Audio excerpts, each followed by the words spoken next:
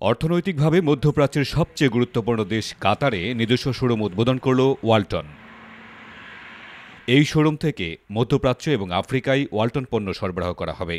সম্প্রতি কাতারের রাজধানী দোহার মাইজারে ওই শোরুমের উদ্বোধন করেন কাতারে নিযুক্ত বাংলাদেশের রাষ্ট্রদূত শাহাদত হোসেন এবং সেখানকার নাসের বিন সাদ টিসিই কোম্পানির স্বত্বাধিকারী শেখ নাসের বিন সাদ। بالنسبة لخططنا المستقبلية إن شاء الله إن احنا نغطي كامل السوق المحلي بالإضافة للسوق الدول المجلس التعاون إن شاء الله. ওয়ালটনের প্রোডাক্টের মাধ্যমে আমার দেশ, আমার জাতি গোটা পৃথিবীতে আমাদের এলাকায় অন্যান্য দেশ যেমন কোরিয়া তার প্রোডাক্ট নিয়ে নিজের দেশকে পরিচিত করেছে, আমরাও সেভাবে ওয়ালটনের হাত ধরে বিশ্বের কাছে পরিচিত হব। কাতার বিশ্বের উন্নত দেশের একটি দেশ।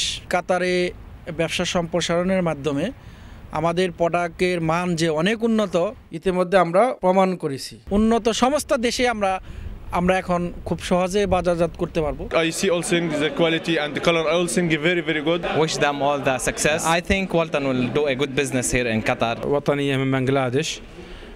أنا أعتقد أول مرة أشوف تلفزيون تجميع بنغلاديش. Product from the Bangladesh is very good quality. I appreciate these qualities. إن شاء الله أجي يوم 2 أشتري تاني إن شاء الله إن شاء الله بإذن الله. شكرا.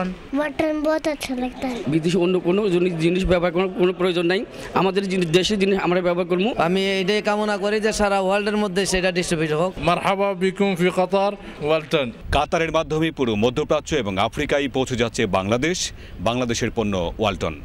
পর্যায়ক্রমে পৃথিবীর বিভিন্ন দেশে পৌঁছে যাবে ওয়ালটন।